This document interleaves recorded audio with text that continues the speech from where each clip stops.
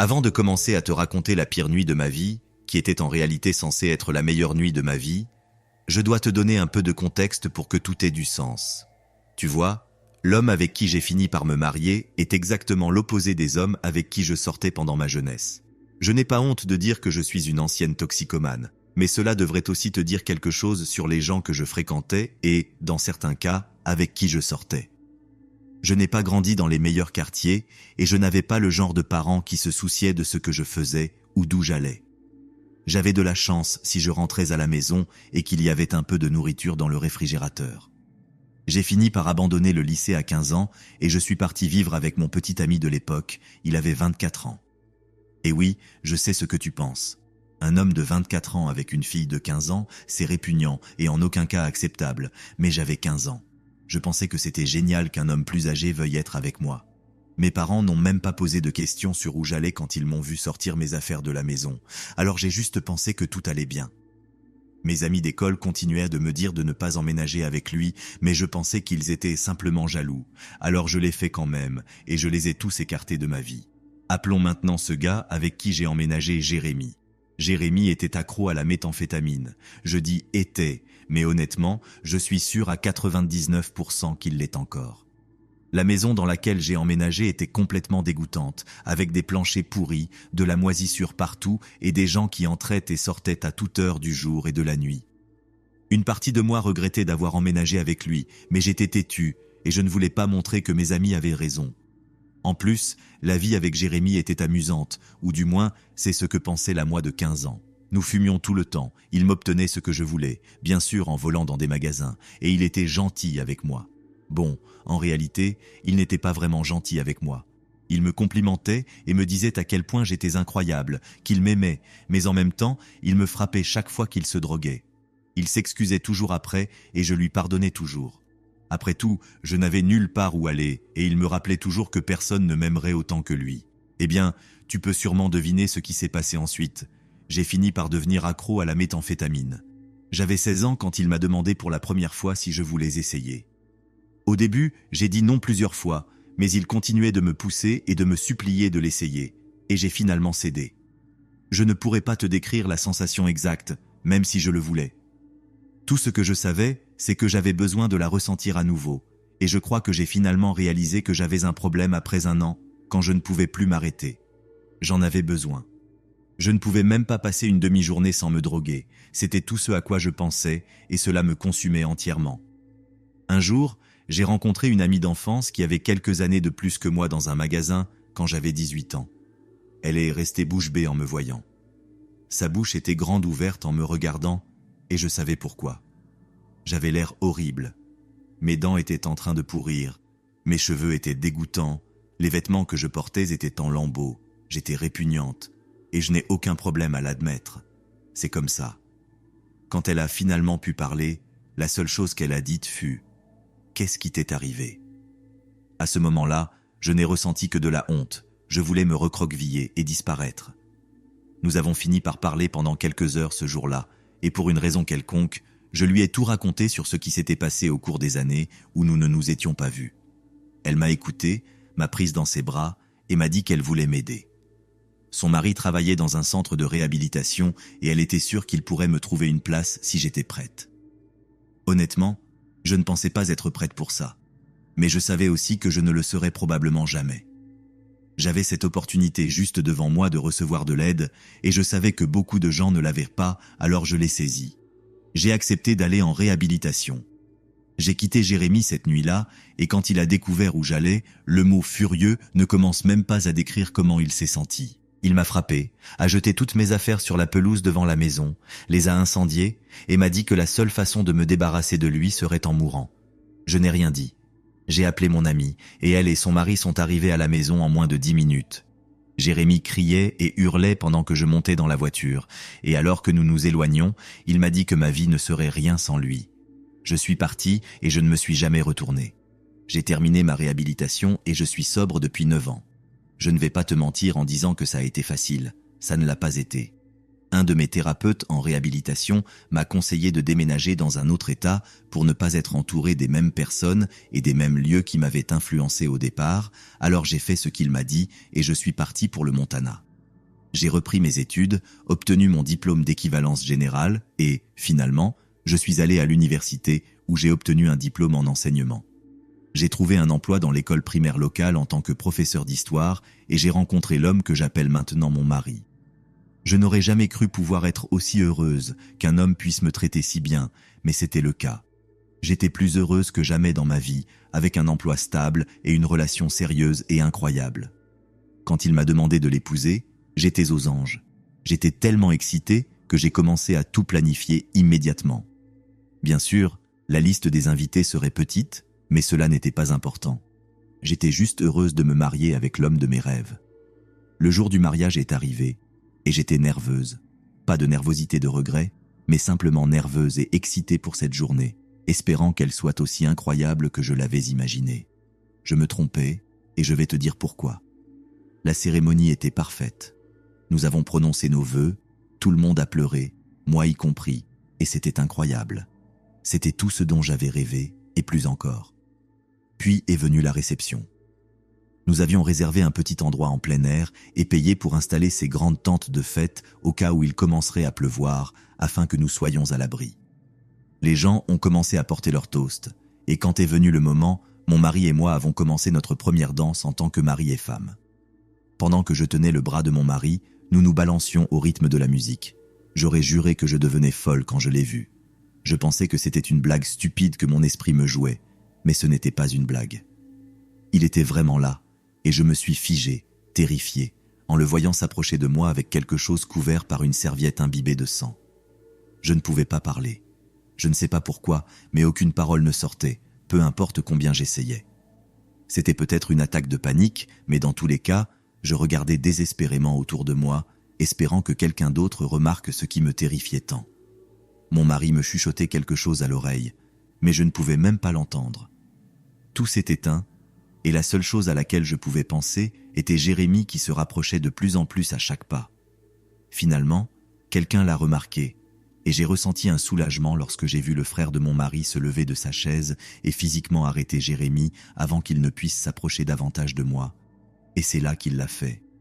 Il a découvert ce qu'il portait et l'a jeté directement sur mon visage. Cela m'a frappé violemment. Peu importe ce que c'était lourd et humide, et ça m'a frappé si fort que je me suis retrouvé par terre en quelques secondes. Je ne pouvais pas croire ce qui se passait. J'ai regardé en bas et j'ai remarqué que j'étais couverte de sang.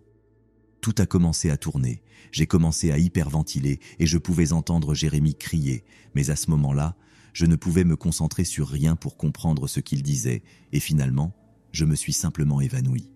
Quand je me suis réveillé, j'étais à l'arrière d'une ambulance, ils découpèrent ma robe pour vérifier s'il y avait des blessures.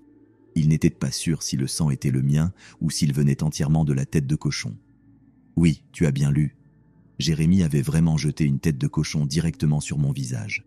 J'avais quelques coupures au visage à cause du choc de la tête et malheureusement, j'avais avalé un peu de sang qui était entré dans ma bouche sous l'impact. Mon mari a apparemment insisté pour qu'on m'emmène à l'hôpital pour faire des tests, au cas où j'aurais attrapé une maladie quelconque. Après mon évanouissement, plusieurs hommes de la famille de mon mari ont plaqué Jérémie au sol et l'ont sévèrement frappé jusqu'à ce qu'il soit ensanglanté et inconscient. Quand la police est arrivée, ils l'ont également emmené à l'hôpital, où il a été soigné pour des blessures internes dues à la raclée. J'allais bien, à part le traumatisme mental et quelques égratignures et bleus là où la tête m'avait frappé. Mon mari et moi avons organisé une deuxième cérémonie quelques mois plus tard, beaucoup plus petite, chez ses parents, pour compenser cette journée qui avait été gâchée pour nous deux, et c'était parfait.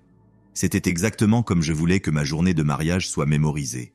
Maintenant, concernant Jérémie, il a été condamné à 4 ans de prison, suivi de 5 ans de liberté conditionnelle après sa libération. J'ai ressenti un immense soulagement en entendant la longueur de sa peine. Le traumatisme mental que j'ai subi a été terrible, mais mon mari me fait toujours sentir en sécurité. Il m'a assuré qu'il ne laisserait jamais quelque chose comme ça m'arriver à nouveau. Et je l'ai cru. Ce n'était pas sa faute. Cela fait 4 ans que nous sommes mariés, et j'ai décidé de raconter cette histoire maintenant parce qu'il paraît que Jérémie sera libéré dans les prochains mois. Dernièrement, tout ce que je fais, c'est prier Dieu pour qu'il ne soit pas assez en colère pour essayer quelque chose comme il l'a fait auparavant, ou, pire encore, faire quelque chose de beaucoup plus grave.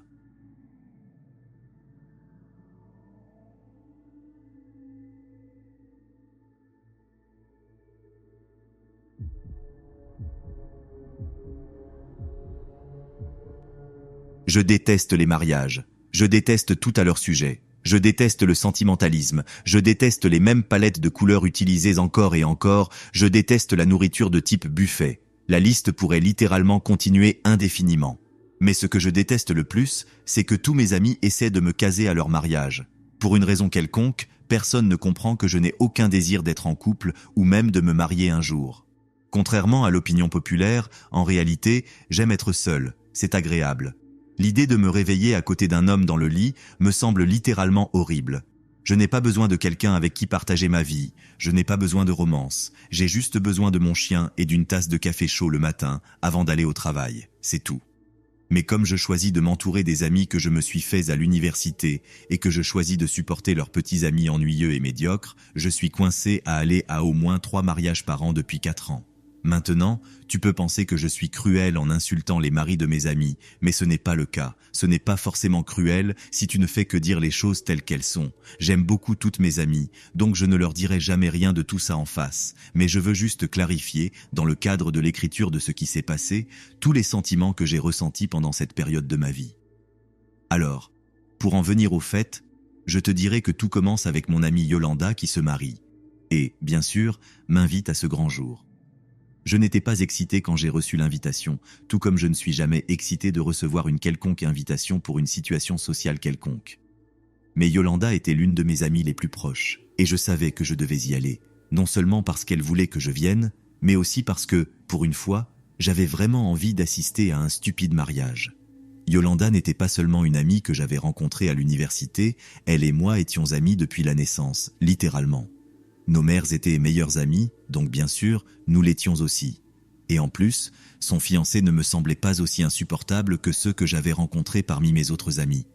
Et puis, le jour est arrivé. Et c'était doux de la voir si heureuse. Pour la première fois, je ne me sentais pas aussi misérable dans un mariage auquel j'assistais et je continuais à me dire « ce n'est pas si mal ». Mais bon, ça a finalement très mal tourné. Oui, ce jour-là s'est avéré être le début des pires 5 mois de ma vie. Pendant la réception, tous mes amis me présentaient différents hommes, des hommes qui, bien sûr, ne m'intéressèrent jamais. Mais Pedro était différent. Cet homme, sérieusement, ne me laissait pas tranquille. Une fois que mes amis me l'ont présenté, il m'a suivi partout, même quand j'ai essayé de m'échapper en allant aux toilettes. Après 20 minutes caché à l'intérieur, il était là, m'attendant à la sortie. Ce type était tellement agaçant qu'il a commencé à vraiment me faire peur.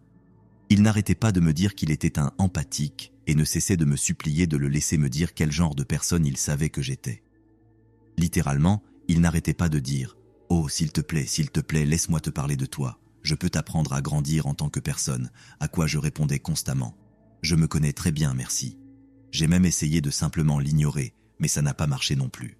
Finalement, il a décidé de lui-même, comme il l'a appelé, de me dire de manière empathique tout sur moi, ce qui, curieusement, s'est terminé par une série d'insultes sur ma personnalité.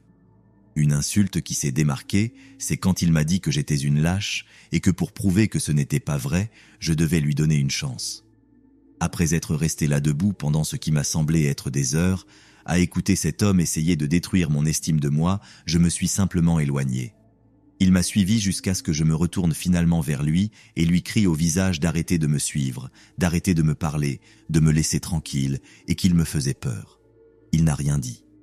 À la place, il a affiché une expression sérieuse, presque en colère, s'est lentement retourné et a quitté la réception complètement.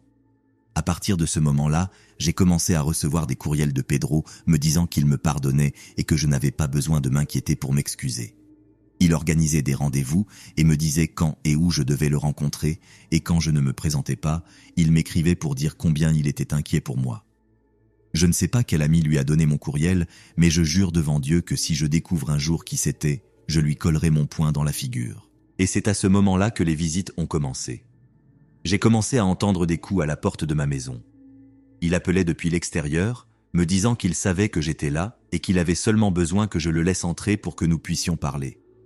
Il a essayé de tourner la poignée plusieurs fois, ce que j'ai trouvé incroyablement effrayant, mais pour une raison quelconque, j'ai pensé qu'il était suffisamment inoffensif, alors je ne l'ai pas dénoncé à la police. À la place, j'ai commencé à bloquer ses adresses d'e-mail et chaque fois qu'il m'envoyait des messages sur les réseaux sociaux, je le bloquais également là-bas. Ensuite, j'ai commencé à recevoir des cadeaux devant la porte de mon appartement. Des choses comme des chocolats, des ours en peluche et des ballons occasionnels. Je jetais toujours tout parce que, évidemment, tout ce qui se passait me semblait incroyablement effrayant. Quand j'ai raconté à mes amis ce qui se passait, ils m'ont dit que j'avais un harceleur et que je devais immédiatement demander une ordonnance restrictive. L'amie qui me l'avait présenté à l'origine m'a finalement dit qu'elle le connaissait à peine, que c'était un ami d'un ami de son mari, et qu'il avait été l'accompagnateur de quelqu'un d'autre. En fait, il lui avait demandé de me le présenter. Je leur ai dit que je pensais à signaler son comportement de harceleur, mais que je n'étais pas trop inquiète. Il n'avait jamais essayé de m'atteindre en personne, à part les quelques fois où il s'était présenté à ma porte, jusqu'à une nuit. J'étais sorti tard du travail, et je marchais vers ma voiture sur le parking aux alentours de 2 heures du matin quand je l'ai vu. Il marchait vers moi depuis l'autre côté du parking, et tout ce qu'il a dit, c'était « Te voilà chérie, prête à rentrer à la maison avec papa? Papa a manqué à son bébé. » Je te jure que le cri qui est sorti de ma bouche était de la terreur pure alors que je courais vers ma voiture. La distance que j'avais à parcourir était légèrement inférieure à celle qu'il avait entre lui et ma voiture, et cela ressemblait à une course pour sauver ma vie. Dieu merci, il était en surpoids, sinon, peut-être que je n'aurais pas pu courir plus vite que lui. À seulement environ 6 mètres entre lui et moi, j'ai atteint ma voiture, ouvert la porte, me suis glissé à l'intérieur, l'ai claqué et verrouillé les portes aussi rapidement que possible. Il est arrivé à la voiture quelques secondes plus tard, et avec les yeux grands ouverts et la sueur coulant de son visage, trempant ses vêtements, il m'a dit « Bébé, bébé, bébé, sors, papa veut juste jouer, viens à la maison avec papa. » Il a frappé la fenêtre avec son poing alors que mon moteur rugissait en démarrant. Il a commencé à me crier de sortir de la voiture pendant que je pleurais en la mettant en marche arrière. Je l'ai vu courir vers ce que je supposais être sa voiture, et aussi vite que possible, j'ai quitté le parking et je me suis dirigé vers le commissariat de police. Dans mon rétroviseur, je l'ai vu me suivre, zigzagant entre les voitures pour se rapprocher le plus possible. Sur ma droite, j'ai vu le commissariat de police apparaître. Je me suis arrêté et sans réfléchir, j'ai mis la voiture en parking juste devant et je suis sorti en courant. Je suis entré dans le bâtiment avec des larmes coulant sur mon visage et d'une voix pleine de panique, j'ai crié « Aidez-moi, quelqu'un m'aide, je crois qu'il va me tuer !» Et c'est à ce moment-là que Pedro a fait irruption, me saisissant par les cheveux et essayant de me traîner dehors. Heureusement, les officiers l'ont entouré plus vite que je n'ai pu réagir. Ils ont même sorti leurs armes et j'ai pu entendre toute leur voix lui ordonnant de me lâcher. Il a lâché mes cheveux et a lentement levé les mains. Ensuite, ils l'ont plaqué au sol et l'ont immédiatement arrêté. Il n'y a vraiment pas grand-chose à dire à partir de là. Il attend toujours son procès pendant que j'écris ceci. Je sais que beaucoup de gens disent « Je ne sais pas ce qu'ils allèrent me faire », même s'ils trouvent du ruban adhésif et une pelle dans leur voiture.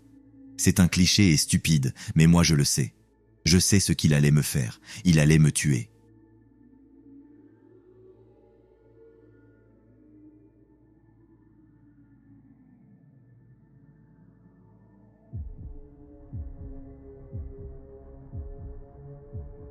Je suis une femme de 34 ans qui adore Halloween, vraiment. Je suis fascinée par Halloween.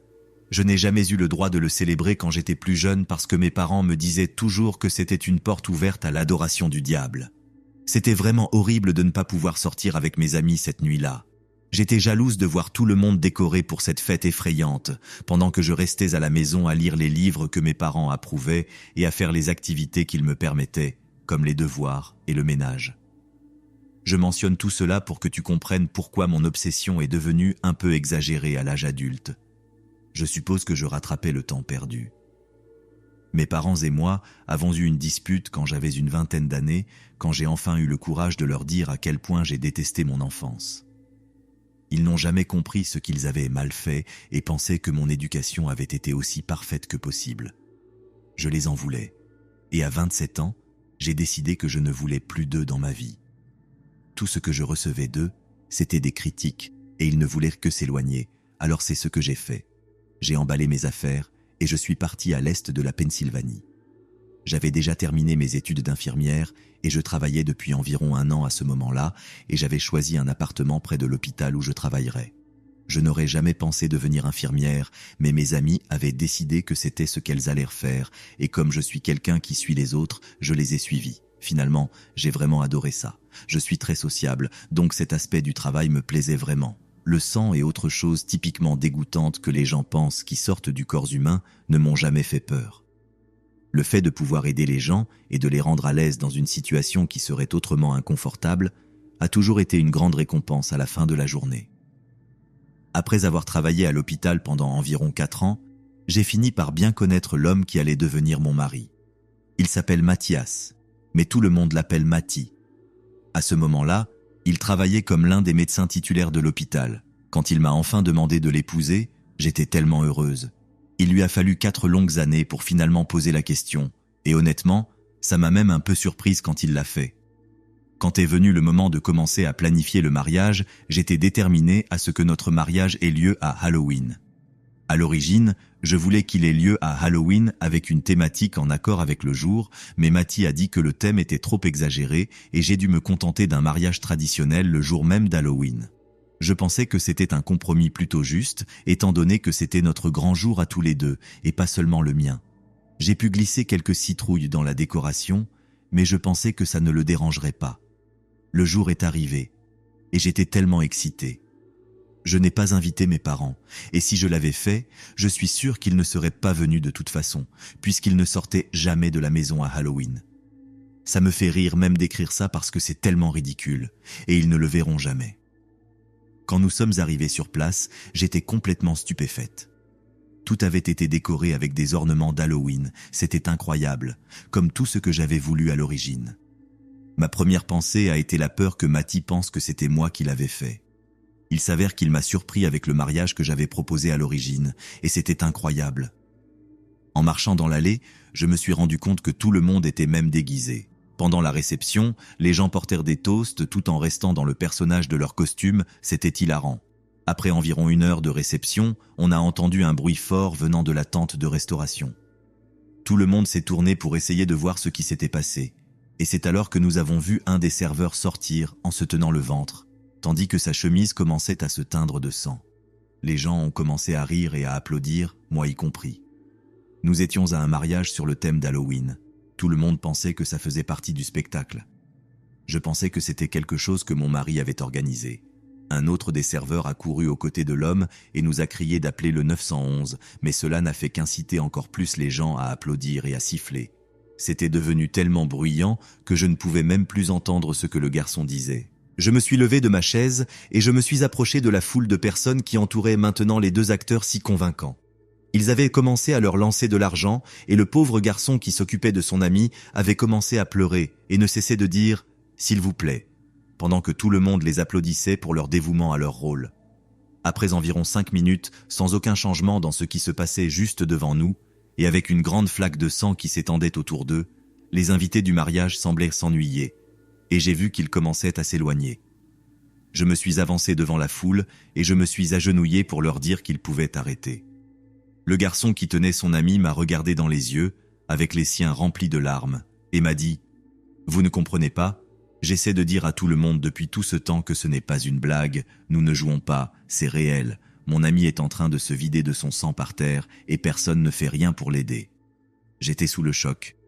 Au début, je ne l'ai pas cru et j'ai commencé à sourire, mais il a insisté. Il m'a dit qu'il aurait appelé la police, mais qu'il devait rester avec son ami. Il ne savait pas ce qui lui arriverait s'il le laissait seul avec un tas de personnes qui pensaient qu'il faisait semblant, et il semblait simplement paniquer. C'est à ce moment-là que j'ai crié de toutes mes forces pour que tout le monde se taise et que la musique s'arrête. J'ai appelé mon mari et lui ai raconté la situation. Il est immédiatement passé en mode médecin. Il a coupé la chemise de l'homme, ce qui a révélé une très grande et profonde blessure à l'abdomen. Heureusement, le 911 a finalement été appelé, et tout ce que nous avons pu faire était d'exercer une pression sur la plaie et d'espérer que notre stupidité et notre manque de bon sens ne coûtent pas la vie à ce pauvre homme. Mon mari est monté dans l'ambulance avec lui pendant que la police encerclait la scène pour essayer de comprendre exactement ce qui s'était passé et comment il s'était gravement blessé pendant la réception. Autant que nous pouvions voir, c'était un accident. Il n'y avait personne d'autre dans la tente de restauration avec lui. Cependant, ils étaient très inquiets du fait qu'il avait fallu 8 minutes entières pour appeler la police. 8 minutes pendant lesquelles l'homme se vidait de son sang par terre, et tout le monde regardait et applaudissait même. Cette nuit-là, nous avons passé notre temps à attendre des nouvelles de l'état de l'homme, et il a fini par avoir besoin d'une opération et a passé plusieurs nuits à l'hôpital.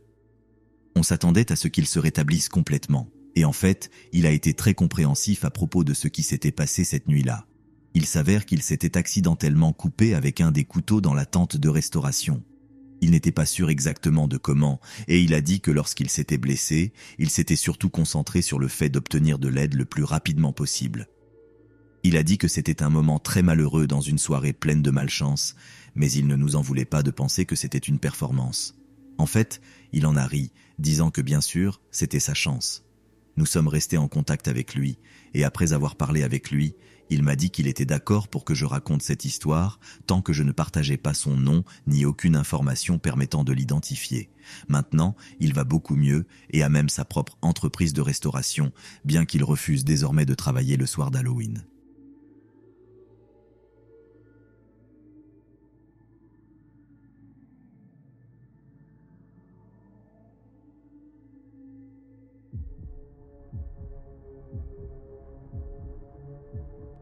Je suis ce qu'on pourrait appeler une demoiselle d'honneur en série, comme le dicton « toujours demoiselle d'honneur, jamais mariée ».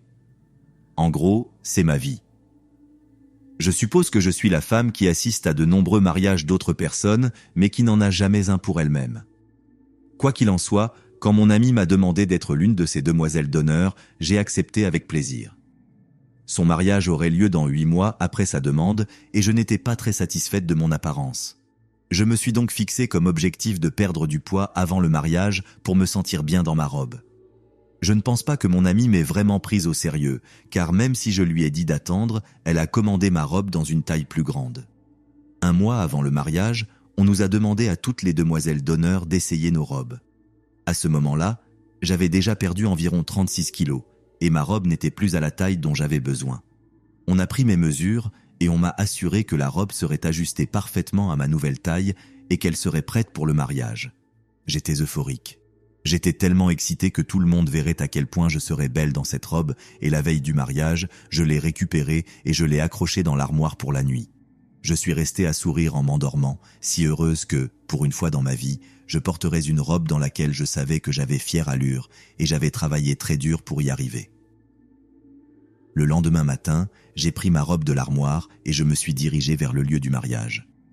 Nous avions toutes prévu de nous préparer ensemble sur place. Nous avons enfilé nos robes et, quand je me suis regardée dans le miroir, j'ai été stupéfaite de la personne qui se tenait devant moi. J'avais l'air incroyable. Je me sentais enfin à l'aise dans ma propre peau et c'était quelque chose que je n'avais pas ressenti depuis des années. Le seul problème était que la robe était super serrée et que la dentelle sur les jambes était vraiment inconfortable. J'avais l'impression que quelque chose me piquait les jambes, mais j'étais si heureuse pour mon amie et si contente de mon apparence que j'ai essayé de faire de mon mieux pour l'ignorer. Tout au long de la cérémonie, les démangeaisons et la douleur se sont aggravées de plus en plus. C'était plus gênant quand je marchais, mais même en restant immobile ou assise, je ne trouvais pas de soulagement. Après la cérémonie, une de mes amies a remarqué de petites taches de sang qui sortaient du bas de ma robe. Elle s'est inquiétée et je ne pouvais plus supporter la douleur, alors j'ai décidé de me changer avant la réception. Lorsque j'ai fait glisser la robe le long de mes jambes, j'ai remarqué que mes mollets étaient couverts de petits points de sang, presque comme de petites plaies perforantes qui faisaient mal au toucher. J'ai supposé que c'était des coupures récentes qui avaient simplement besoin de guérir. J'ai examiné la robe à la recherche d'éventuelles épingles qui auraient pu rester coincées, mais je n'en ai trouvé aucune. Alors j'ai simplement supposé que c'était la dentelle qui m'avait coupé les jambes, comme je l'avais pensé à l'origine. Je me suis changé en un short et j'espérais ne plus avoir de problème pour le reste de la soirée. Mais ce n'était pas le cas. Chaque pas était douloureux, chaque petit mouvement que je faisais avec mes jambes me faisait souffrir. À la fin de la soirée, j'étais au bord des larmes et je pouvais à peine marcher. Un de mes amis proches a dû me porter jusqu'à sa voiture et me ramener chez moi. Le lendemain, j'ai pris rendez-vous pour voir mon médecin. Malheureusement, il n'y avait pas de créneau disponible avant la semaine suivante et il me restait 5 jours avant d'être prise en charge. C'était un problème. À ce stade, je ne pouvais plus me tenir debout. Je savais que je resterais clouée au lit ou, dans le meilleur des cas, que je pourrais marcher seulement quelques mètres jusqu'à la salle de bain ou jusqu'à la porte d'entrée. J'ai envisagé d'aller à l'hôpital, mais j'ai décidé de tenir le coup et de supporter la douleur jusqu'à ce que je puisse voir mon médecin traitant. À ce moment-là, je vivais dans un studio, donc tout était à environ 4 mètres de distance. Au cours des 5 jours suivants, j'ai boité dans mon appartement avec une douleur intense. C'était horrible. C'était comme si quelqu'un me plantait des couteaux dans les mollets à chaque pas que je faisais. Finalement, quand est venu le moment de voir mon médecin, il ne m'a pas envoyé faire des radiographies comme je m'y attendais. À la place, il m'a dit qu'il s'agissait probablement d'arthrite et m'a prescrit plusieurs médicaments, dont un pour la douleur. Les antidouleurs m'ont un peu aidé. J'ai pu marcher 6 mètres avant de ressentir la douleur et de devoir me reposer. Mais pour moi, c'était mieux que rien. Au cours de l'année suivante, j'ai travaillé depuis chez moi. J'ai complètement perdu ma vie sociale et mes amis me rendirent visite de moins en moins souvent, car tout ce que je faisais, c'était me plaindre de la douleur que je ressentais. Peu importe le nombre de médecins que je consultais et à qui je parlais de ma douleur, aucun ne m'envoyait passer une radiographie. Je m'inquiétais de plus en plus des médicaments contre l'arthrite que je prenais quand je me suis rendu compte qu'aucune démarche n'avait été faite pour confirmer ce diagnostic. J'ai continué à prendre les antidouleurs, mais j'ai arrêté les autres médicaments. J'en étais arrivé à un point où je ne voulais plus vivre. Je souhaitais presque qu'on m'ampute les jambes pour ne plus jamais ressentir cette douleur. La vie que j'avais avant me manquait, les amis que j'avais avant me manquaient. Pendant 1 an, je ne me sentais plus moi-même et je n'étais plus prête à laisser les médecins me dire que ce qui m'arrivait n'était pas grave. J'ai pris rendez-vous pour voir un autre médecin, probablement le 20e cette année-là, et je me suis fait une promesse. J'exigerai qu'on m'envoie faire un diagnostic ou des radiographies. Je ne savais pas vraiment quoi, mais ça a fonctionné. On m'a programmé une radiographie de mes jambes le lendemain, et ce fut le premier jour où j'ai souri depuis longtemps.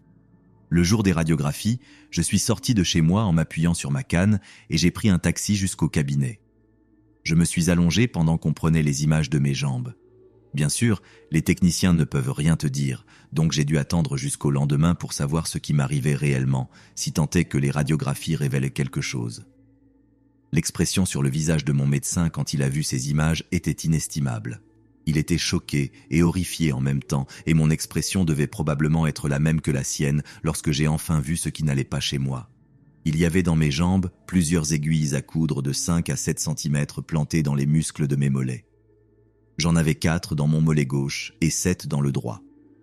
Il s'avère que la couturière qui avait travaillé sur ma robe de demoiselle d'honneur 1 an auparavant avait utilisé des aiguilles à coudre pour maintenir le tissu ensemble pendant qu'elle cousait, au lieu d'épingles normales, et avait oublié de les enlever le jour du mariage.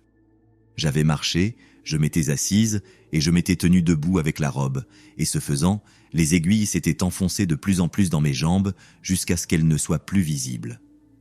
Une fois que la robe a finalement été enlevée, j'avais marché avec des aiguilles dans les jambes, endommageant les nerfs et les muscles pendant toute une année, et personne ne m'a cru. Finalement, je me suis senti validé. La chirurgie a été programmée quelques jours après, car on considérait désormais cela comme une urgence. Je suis resté à l'hôpital quelques jours de plus pour s'assurer que je ne contracterais aucune infection, et maintenant, 3 ans plus tard, je suis presque complètement rétabli. Je ressens encore une légère douleur nerveuse, mais ce n'est rien comparé à la douleur que j'ai endurée cette année-là. S'il y a une leçon que j'ai apprise, c'est qu'il faut être son propre meilleur défenseur.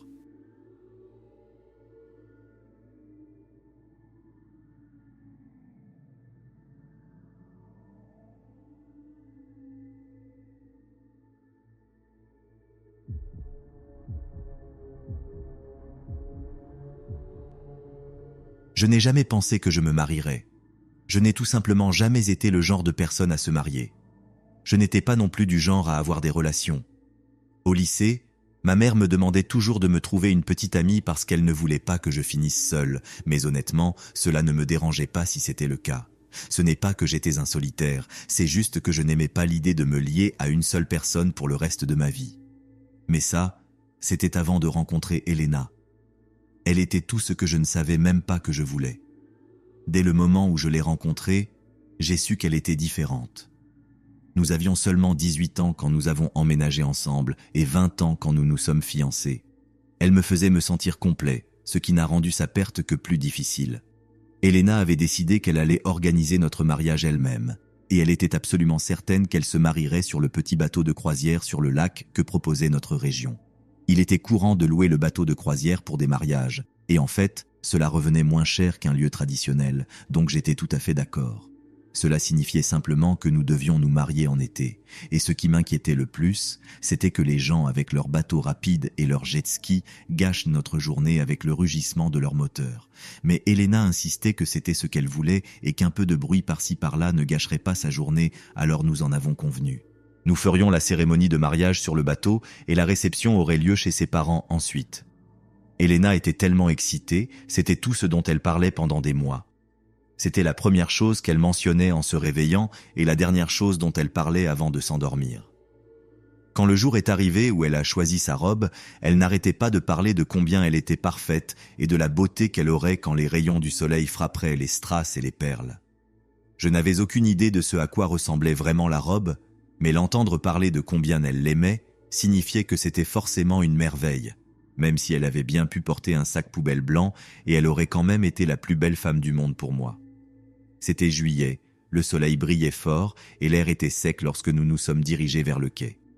Son père portait sa robe parce que, apparemment, elle était trop lourde pour qu'Elena ou sa mère la portent. Une fois montés à bord, le capitaine a attendu que nous soyons habillés et prêts avant de partir. Une fois que nous avons eu le feu vert, nous sommes partis sur l'eau. Le bateau était assez grand pour environ 20 personnes et, même s'il faisait chaud, rien ne pouvait surpasser la vue d'être sur l'eau. Je me tenais à l'avant du bateau pendant que la musique commençait à jouer. J'ai vu Elena marcher vers moi et, waouh, elle était incroyable, tout simplement incroyable. À ce moment-là, j'étais vraiment l'homme le plus heureux du monde.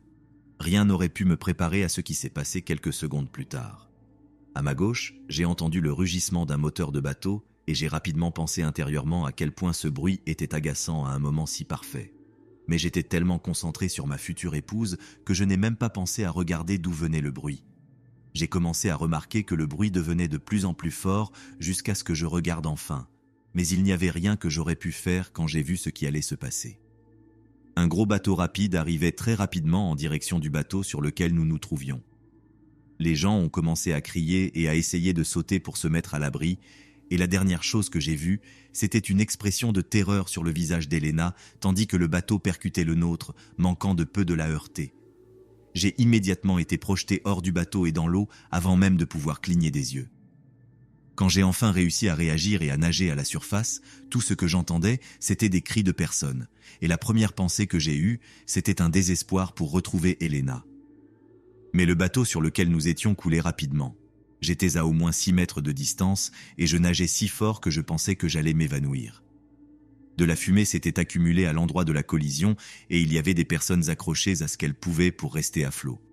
J'ai trouvé le père d'Elena et je lui ai demandé où elle était, mais il ne le savait pas. Ils ont dit qu'elle était juste à côté de lui et puis elle n'était plus là. J'ai demandé à tout le monde. C'était difficile d'obtenir des réponses des personnes qui étaient gravement blessées. Elles étaient plus concentrées sur le fait de rester en vie que de chercher Elena, et tout était un chaos absolu.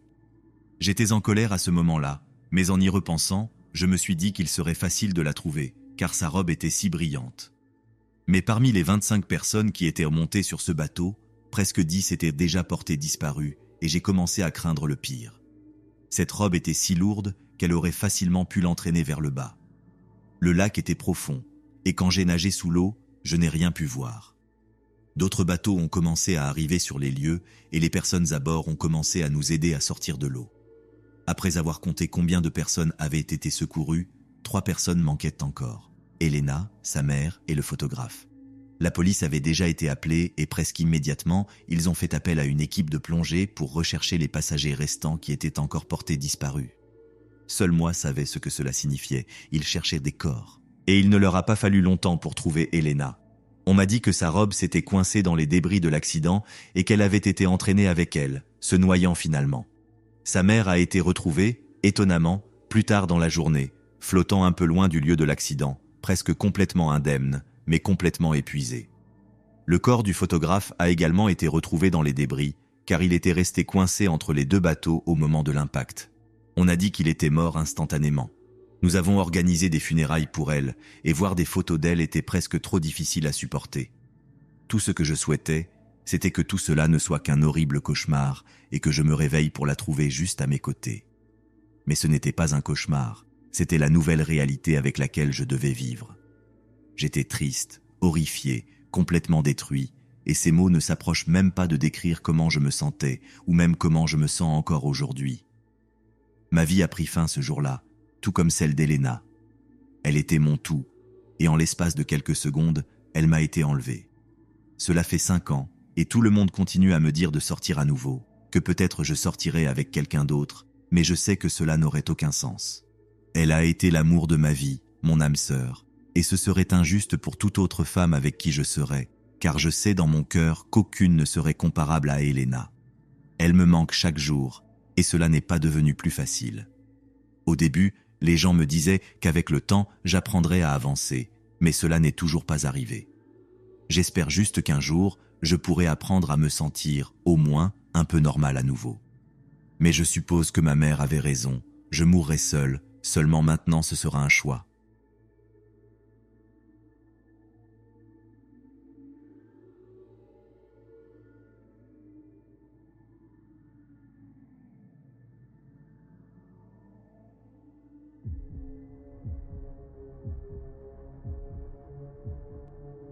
Les mariages sont stressants, trop stressants.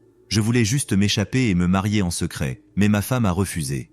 Elle voulait un mariage énorme, avec tous les luxes et super cher, et bien que je pouvais me le permettre, c'était littéralement mon pire cauchemar. Je suppose qu'elle et moi étions l'opposé l'un de l'autre, mais le dit que les opposés s'attirent s'appliquait vraiment dans cette situation. Je n'avais jamais aimé quelqu'un comme je l'aimais.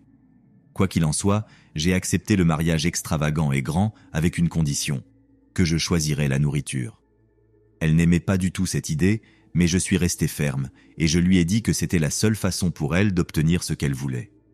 Finalement, elle a accepté, et ainsi commença le voyage pour essayer de trouver la nourriture parfaite pour le grand jour.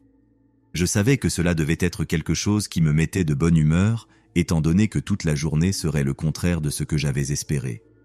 J'ai visité plusieurs restaurants qui servaient toutes sortes de plats, mais choisir s'est avéré beaucoup plus difficile que prévu. Environ 1 semaine avant le mariage, ma future épouse, Lucretia, m'a demandé ce que j'avais décidé pour le repas de mariage. J'ai senti mon cœur tomber littéralement dans mon estomac et mon visage s'est enflammé lorsque je me suis rendu compte que j'avais complètement oublié de prendre une décision. Je ne pouvais même pas la regarder quand elle m'a posé la question une seconde fois après que je ne lui ai pas répondu. Je savais qu'elle le savait déjà. Après qu'elle me l'ait demandé une 4e fois et que je n'ai toujours pas répondu, elle m'a donné une légère tape sur l'épaule et d'une voix qui pouvait arrêter la circulation, elle a dit « Tu n'as pas pris de décision ni réservé de service traiteur, n'est-ce pas ?» J'étais tellement gêné, mais je n'allais pas non plus montrer qu'elle avait raison. J'étais têtu, et son besoin d'avoir toujours raison était presque aussi important que mon besoin de lui prouver qu'elle avait tort sur ce que je pouvais quand il s'agissait de petites choses comme celle-ci. Je l'ai regardée dans les yeux et, aussi calmement que possible, je l'ai informée que j'avais décidé que nous mangerions de la nourriture thaïlandaise le soir de notre mariage. Elle semblait incertaine de ma réponse, mais cela a suffi pour qu'elle cesse de m'embêter pour le moment. Elle a clairement indiqué qu'elle n'était pas très contente de mon choix de nourriture, mais comme elle ne pensait pas que je tiendrais réellement ma promesse, elle était heureuse que j'ai au moins choisi quelque chose. Ce soir-là, je lui ai dit que je la rejoindrais au lit plus tard parce que j'avais des choses à régler, mais en réalité, j'ai passé toute la nuit à chercher un service de traiteur thaïlandais de dernière minute, espérant pouvoir appeler le lendemain matin et le réserver pour le mariage. Lorsque le matin est arrivé, j'ai appelé 5 restaurants thaïlandais différents et leur ai demandé s'ils pouvaient le faire. Tous ont dit non, mais le dernier m'a donné le numéro de téléphone de sa tante et m'a dit qu'elle faisait une excellente cuisine thaïlandaise et qu'elle était 90% sûre de pouvoir préparer suffisamment de nourriture pour le mariage avec l'aide de sa famille. Au début, j'étais sceptique, mais je n'avais pas d'autres options. Il n'y avait pas moyen que je dise à Lucretia ce qui se passait réellement. Alors je l'ai appelée. Elle m'a dit qu'elle pouvait le faire, mais que cela coûterait environ $10 000 en raison du court délai de préavis et de la quantité de nourriture qu'elle devrait préparer. C'était un grand mariage, et elle m'a dit qu'elle devrait compter sur l'aide de ses frères, sœurs et leurs enfants pour pouvoir finir à temps. Après avoir raccroché, je me suis vraiment senti assez optimiste. Le grand jour est arrivé, et je ne peux pas mentir en disant que je ne le redoutais pas. Je savais que Lucretia adorerait cela, mais je savais aussi que je le détesterais. Mais j'étais prêt à faire n'importe quoi pour elle, même à supporter un mariage et une réception qui étaient l'opposé de ce que j'aurais voulu. La nourriture thaïlandaise a été livrée au lieu de la réception tôt le matin, et le personnel a reçu des instructions sur la façon de la servir et de la réchauffer. Lorsque je suis allé vérifier comment tout s'était passé, c'était incroyable. Même ma femme a commenté à quel point elle était fière de moi d'avoir tenu ma promesse. L'heure du repas est arrivée, et tout le monde a vraiment apprécié la nourriture. Ça valait la peine de débourser autant d'argent, et à ce moment-là, je me suis senti plutôt bien dans ma peau. Mais ce sentiment ne durerait pas. Environ 6 heures après avoir servi la nourriture et vers la fin de la réception, ma femme est venue me voir en se plaignant de douleurs à l'estomac et m'a dit que si elle avait besoin de moi, elle serait dans les toilettes. Je pensais que c'était une coïncidence que ma sœur vienne aussi me dire qu'elle avait le même malaise, mais je l'ai ignoré. Cependant, je n'ai pas pu l'ignorer longtemps, jusqu'à ce que mon propre estomac commence à me faire mal. J'ai commencé à transpirer et à me sentir nauséeux. Désespéré de trouver des toilettes, quand je les ai enfin trouvées, j'ai réalisé que d'autres personnes avaient le même problème. La file d'attente pour les toilettes comptait au moins 40 personnes et continuait de grandir chaque seconde. Même les toilettes portables à l'extérieur avaient des files d'attente, et c'est alors que tout a commencé. J'ai regardé avec horreur presque tous ceux qui étaient à la réception commencer à vomir de manière projetée dans toutes les directions. Ces gens étaient si malades qu'ils n'essayaient même pas de ne pas se viser les uns les autres. Il y avait littéralement des centaines d'entre nous remplissant l'endroit de vomi dans toutes les directions. C'était sur le sol, sur les murs, sur les tables, la salle était remplie de l'odeur du contenu de l'estomac des gens. C'était tellement horrible que je me souviens que mes yeux ont commencé à pleurer et que mon nez me brûlait même. J'ai ressenti le besoin de vomir aussi et, avant de m'en rendre compte, j'étais déjà en train d'ajouter à la piscine de saleté sous mes pieds. C'était comme une scène d'un film d'horreur terrible, et pendant un instant, j'ai pensé que j'étais peut-être en train de faire un cauchemar. À un moment donné, quelqu'un a fini par appeler une ambulance, et la plupart des personnes qui étaient tombées malades ont choisi d'aller à l'hôpital. Je savais ce qui s'était passé. Je l'ai su immédiatement. C'était une intoxication alimentaire, et je n'avais pas besoin d'un médecin pour me le dire. Acheter de la nourriture à une dame thaïlandaise au hasard qui cuisine chez elle n'était peut-être pas une bonne idée. Elle avait empoisonné toutes ces personnes sans le vouloir. Je ne pouvais pas m'empêcher de me sentir mal pendant que tous ces malades étaient emmenés à l'hôpital. La plupart ont fini par être testés positifs pour E. coli. Certains ont passé pas mal de temps à l'hôpital et d'autres sont rentrés chez eux ce même jour. Mais l'épidémie était si importante que j'ai dû avouer. J'ai raconté à la police exactement ce qui s'était passé et malheureusement, certains des invités au mariage les plus touchés par l'intoxication alimentaire ont décidé de nous poursuivre en justice. Ma femme, moi et la femme qui avait cuisiné la nourriture avons été tenus responsables de ce qui s'est passé cette nuit-là et avons été condamnés à payer une grosse somme d'argent, mais je ne vais pas révéler ici le montant, à la longue liste d'invités qui se sont joints à la plainte contre nous. La femme qui avait cuisiné pour nous et toute sa famille se sont révélés être des immigrés illégaux et ont été expulsés après que leur situation migratoire ait été connue. Ma femme ne m'a même pas regardé pendant presque une semaine et n'a pas dormi dans le même lit que moi pendant presque un an. Pendant un temps, j'ai pensé qu'elle allait divorcer de moi à cause de ce que j'avais fait. Cela fait environ 6 ans et j'ai appris ma leçon. Je ressens une culpabilité extrême chaque jour pour ce qui s'est passé. J'aurais vraiment dû laisser ma femme prendre les décisions. Être têtu ne vaut pas la peine.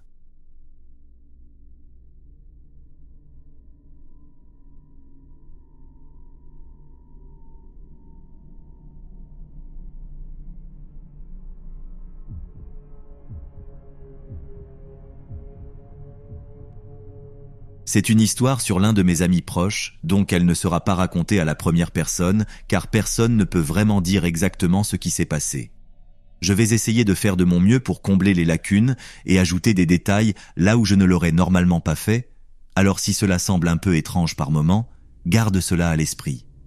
Ronald était un gars vraiment sympathique, super sociable et un ami incroyable. Tous ceux qui le connaissaient l'adoraient. Son seul défaut, littéralement, était le fait qu'il fumait beaucoup, mais vraiment beaucoup. Au moins 1,5 paquet par jour. Il était en surpoids, et nous étions tous préoccupés par lui, car il pourrait mourir jeune d'un cancer du poumon, et le surpoids n'aidait pas ses chances, mais il ne nous écoutait jamais. C'était l'un de ces gars qui apprécièrent vraiment de fumer, et la sensation que cela procurait. Il disait toujours « Allez les gars, laissez-moi vivre ma vie, je ne veux pas l'arrêter ». Cela nous rendait tristes, moi et le reste de ses amis, car il ne valorisait pas sa vie comme nous le faisions. Aucun d'entre nous ne voulait le perdre, bien sûr, mais nous voulions aussi le voir réussir et fonder une famille un jour. L'événement qui me pousse à écrire cela s'est produit une froide nuit de décembre.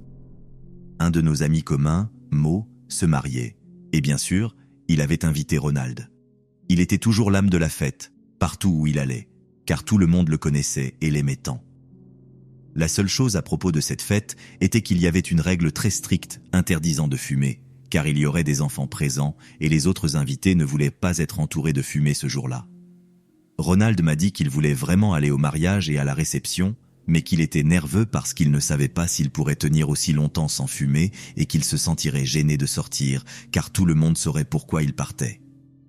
Une partie de moi était soulagée de l'entendre dire cela, car se sentir gêné de fumer signifiait que Ronald avait peut-être commencé à détester son habitude de fumer. Cela me donnait de l'espoir qu'il pourrait peut-être bientôt arrêter de fumer. J'ai essayé de le rassurer en lui disant que tout irait bien, et qu'au pire, il pourrait s'éclipser un moment pour fumer et revenir avant que quelqu'un ne le remarque. J'essayais d'être compréhensif sans être permissif, mais je savais aussi que quelqu'un avec une habitude de fumer un paquet et demi par jour n'allait pas pouvoir tenir des heures sans ressentir des symptômes de sevrage de la nicotine, ce qui rendrait sa vie un véritable calvaire. Ronald est sorti quelques fois pendant la cérémonie pour fumer rapidement et personne ne semblait être dérangé. Je le comprenais, j'ai été accro au tabac pendant longtemps et je savais à quel point il était difficile d'arrêter ou d'essayer de rester sans fumer pendant un certain temps. Cependant, les choses allaient changer à la réception. Elle avait lieu chez Mo, et c'était dans une partie très étroite de la ville. Mo vivait dans une maison jumelée, et il n'y avait pas d'endroit où Ronald pouvait aller pour fumer sans être vu. Il s'est approché de moi, en sueur et inquiet, et m'a dit qu'il devrait partir s'il ne trouvait pas où fumer. Je ne savais pas vraiment comment l'aider ou quoi lui dire, mais je lui ai dit que ce jour était important et qu'il devait trouver un moyen de rester et de soutenir son ami. Il a hoché la tête, puis je l'ai vu sortir par la porte d'entrée. Je n'avais aucune idée que ce serait la dernière fois que moi, ou n'importe qui d'autre, le verrait vivant. Ce que je vais te raconter maintenant est ce que la police a hypothétisé sur ce qui est arrivé à Ronald. Ronald est sorti de la maison de Mo et a tourné à droite dans la rue. Il a marché environ 30 mètres jusqu'à ce qu'il trouve une petite ruelle entre deux maisons jumelées, bloquée par une porte. Il a dû penser que ce serait l'endroit parfait pour fumer, où personne à la réception ne pourrait le voir, alors il a forcé la porte et s'est glissé prudemment entre les deux bâtiments, fermant la porte derrière lui pour s'assurer que personne ne pouvait le voir. Il s'est tenu avec le dos contre l'un des bâtiments, car il n'était pas assez petit pour faire face à la porte. L'espace était tellement réduit. Puis il a sorti son paquet de cigarettes, en a glissé une et l'a allumée, la plaçant entre ses lèvres. À un moment donné pendant le processus, Ronald a laissé tomber son paquet de cigarettes. Sans réfléchir, il s'est penché pour le ramasser. En s'abaissant, il s'est retrouvé coincé entre les murs des deux bâtiments. Il était bloqué, la partie supérieure de son corps presque la tête en bas, car il s'était penché pour atteindre son paquet de cigarettes. Dans cette position, sa poitrine pressait contre ses jambes alors qu'il glissait de plus en plus vers le bas contre le mur, se rapprochant du sol, devenant de plus en plus coincé au fil des minutes qui passaient. On dit que, même s'il avait voulu demander de l'aide, il n'aurait pas pu le faire, car sa poitrine était comprimée dans la position où il se trouvait. Finalement, sa cigarette est tombée de ses lèvres et a brûlé un trou dans son pantalon. Il n'a pas fallu longtemps avant que Ronald ne meure étouffé, son propre poids écrasant ses poumons. Il lui était impossible de respirer. Il n'a dit à personne où il allait, et tous à la réception, y compris moi, avons simplement supposé qu'il était parti sans dire au revoir. C'était inhabituel, mais parfois les gens agissent de manière étrange. Ronald était capable de s'occuper de lui-même, et ce n'était pas le genre de personne dont les gens avaient tendance à s'inquiéter. C'était l'un de ces gars qui semblait avoir la meilleure chance. Après quelques jours sans que personne ne sache rien de Ronald, j'ai appelé la police. Une recherche a été menée près de la maison de Mo, car c'était le dernier endroit où on l'avait vu, et son corps a finalement été trouvé dans cette même position, dans cette petite ruelle. Il avait presque complètement gelé après avoir été dehors dans le froid pendant près de 3 jours et nuits, et cela a été un gros problème de le sortir de là. Sa mère a été appelée pour identifier le corps, bien que nous sachions tous que cela devait être lui. Nous étions horrifiés, bien sûr, et pleurer Ronald a été l'une des choses les plus difficiles que chacun d'entre nous ait eu à faire. Nous savions que la cigarette pouvait le tuer un jour, bien sûr, mais pas de la manière dont cela s'est produit. La culpabilité que je ressens est extrême. J'aurais dû lui dire que c'était bien s'il voulait rentrer chez lui s'il se sentait mal, et cela aurait pu lui sauver la vie. Ses funérailles étaient remplies de toutes les personnes qu'il aimait. Nous avons partagé des histoires sur sa vie et à quel point il était génial en tant que personne. Je ne peux toujours pas m'empêcher de penser que peut-être il serait encore ici si nous ne l'avions pas tant honteux à cause de son tabagisme.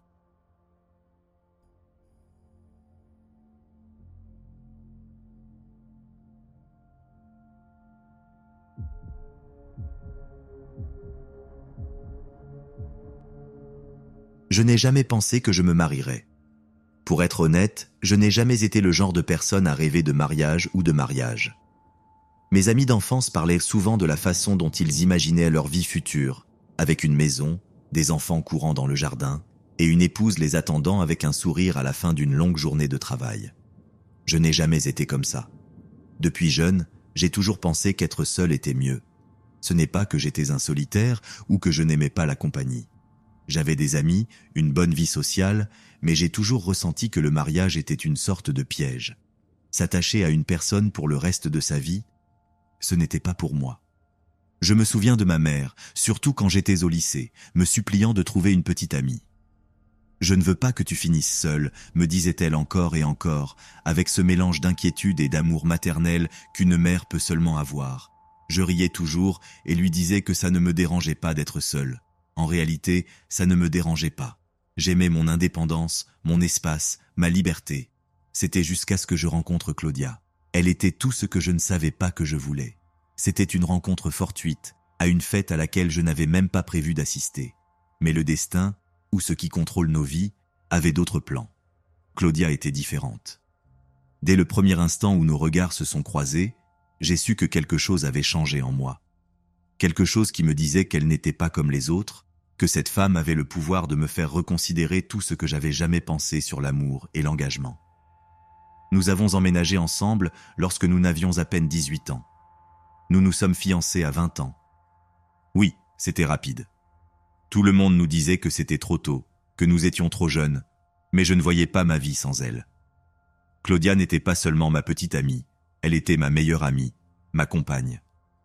Celle qui était toujours là, celle qui me faisait sentir que, pour la première fois, être avec quelqu'un ne signifiait pas perdre ma liberté. Elle me complétait, me faisait sentir que le mariage n'était pas une prison, mais une occasion de grandir ensemble, de construire quelque chose. Les mois avant le mariage étaient excitants, chaotiques et épuisants. Claudia avait décidé qu'elle planifierait le mariage elle-même, et elle l'a fait avec une passion que je ne pouvais qu'admirer. Chaque détail, chaque fleur, chaque invitation, tout passait par ses mains. Et même si je n'étais pas aussi impliqué dans les détails qu'elle, je la soutenais dans chaque décision, parce que je savais à quel point cela comptait pour elle. Mais il y avait quelque chose qui m'inquiétait pendant ces derniers jours de préparation. Une nuit, à une semaine du mariage, alors que j'étais chez un ami en train de prendre une bière, Claudia m'a appelé. Au début, je pensais que ce serait un appel normal, un de ceux que nous avions d'habitude avant de dormir, où elle me racontait les plans du lendemain. Mais cette nuit-là, sa voix avait un ton différent, un tremblement que je n'avais jamais entendu auparavant. Elle m'a dit qu'elle avait reçu des messages étranges d'un numéro inconnu. Au début, elle a pensé que c'était une erreur, mais les messages ont commencé à devenir de plus en plus inquiétants. « Ne crois pas que tu seras heureux sans moi. Ce sera ton dernier jour en tant que fiancé. » Le ton des messages est rapidement passé de l'étrange à la menace. Ma première réaction a été de lui dire de ne pas s'inquiéter. Je pensais que peut-être quelqu'un faisait une blague de mauvais goût, ou peut-être que c'était un spam qui avait mal tourné. Claudia, toujours optimiste, a décidé de bloquer le numéro et de ne pas y accorder plus d'importance. Pour ma part, je suis resté avec un sentiment d'inconfort, mais j'ai essayé de ne pas y penser plus que nécessaire. Je ne voulais pas l'inquiéter plus que nécessaire, et je ne voulais surtout pas que ces messages gâchent ce qui devait être le jour le plus heureux de nos vies. Enfin, le grand jour était arrivé. Le temps était parfait. Le soleil brillait haut dans le ciel, et la brise fraîche empêchait la chaleur de devenir insupportable. Claudia était radieuse, excitée, prête à se marier avec moi. Moi, de mon côté, j'étais nerveux. Non pas parce que je doutais de notre relation, mais parce que je savais que tout devait être parfait pour elle. Nous avions planifié ce mariage pendant des mois et je voulais que tout soit tel qu'elle l'avait imaginé. Nous nous marions dans une petite église pittoresque, entourée d'un jardin de roses qu'elle avait elle-même choisi. Je me souviens d'entrer dans le lieu, de voir tous nos amis et notre famille réunis, souriant et attendant avec impatience le moment. L'ambiance était festive, pleine de joie. Tout semblait aller bien, mieux que bien, c'était parfait. Et alors, juste au moment où nous étions sur le point d'échanger les anneaux, quelque chose s'est produit que je n'oublierai jamais. Tout a commencé par un bruit. Quelque chose de petit, presque imperceptible au début. Quelques murmures au fond de l'église, mais je n'y ai pas prêté attention. J'étais trop concentré sur Claudia, sur la façon dont ses yeux brillaient alors qu'elle s'approchait de moi. Puis, j'ai entendu la porte de l'église s'ouvrir brutalement, un bruit sec qui a résonné dans les murs. Je me suis retourné, confus, et j'ai vu un homme entrer, respirant avec difficulté, le visage rougi et les yeux remplis de fureur. C'était lui, l'ex de Claudia. Je ne le connaissais pas personnellement, mais je l'avais vu en photo, et Claudia m'avait raconté quelque chose sur sa relation passée. Je savais que c'était une histoire compliquée, qu'ils avaient mal terminé, mais elle ne m'a jamais donné trop de détails, peut-être parce qu'elle ne voulait pas rouvrir des blessures du passé. Cependant, rien de ce qu'elle m'avait dit ne m'avait préparé à ce qui allait se passer. L'homme était là, à la porte, avec un regard que je n'oublierai jamais. Dans ses mains, il tenait un pistolet. Un frisson m'a parcouru le dos. Pendant un moment, j'ai pensé que tout cela était une sorte de malentendu, qu'il était peut-être venu parler, s'excuser. Mais la réalité m'a frappé quand il a levé l'arme. J'ai crié, ou du moins je crois que je l'ai fait. Tout s'est passé trop vite, mais en même temps, il semblait que le temps s'arrêtait. Claudia, debout à mes côtés, m'a regardé avec horreur. J'ai pu voir comment toute la couleur s'évanouissait de son visage en un instant. J'ai voulu bouger, faire quelque chose, courir vers elle, mais mes pieds n'ont pas répondu. J'étais paralysé, regardant le monde autour de moi s'effondrer en quelques secondes. L'ex de Claudia a levé le pistolet et a pointé directement vers sa tête. Il n'y a eu aucun avertissement, aucun mot. Juste le bruit du tir. Le tir a résonné dans l'église comme un tonnerre. Un son que je ne pourrai jamais effacer de ma mémoire. Claudia est tombée au sol devant moi, son corps s'effondrant comme une marionnette dont les fils avaient été coupés. La robe blanche qu'elle avait choisie avec tant d'amour, celle qui devait la faire se sentir comme une princesse, était maintenant tachée de rouge. À ce moment-là, l'homme m'a regardé, mais n'a rien dit. Ce n'était qu'une fraction de seconde, mais j'ai pu voir le chaos et le désespoir dans ses yeux. Il savait ce qu'il s'apprêtait à faire, et bien que je voulais l'arrêter, je ne pouvais pas. Avant que je puisse même bouger, l'ex de Claudia a appuyé le pistolet contre sa tempe et a tiré. Le deuxième tir était presque aussi fort que le premier, mais cette fois, je n'ai pas ressenti de peur, seulement une sensation écrasante de vide. Les deux corps gisaient sur le sol, immobiles. Les cris des invités résonnèrent dans mes oreilles, mais ce n'était qu'un écho lointain. Tout ce que je pouvais voir, c'était Claudia. Tout ce que je pouvais sentir, c'était le froid de la tragédie que je venais de vivre. Claudia était morte sur le coup, m'ont-ils dit après. Le tir avait été précis. L'ex de Claudia avait été policier, et son entraînement lui avait permis de viser avec une précision mortelle. La vie de la femme que j'aimais avait été arrachée en quelques secondes. Et lui, son meurtrier, avait décidé de mettre fin à la sienne aussi.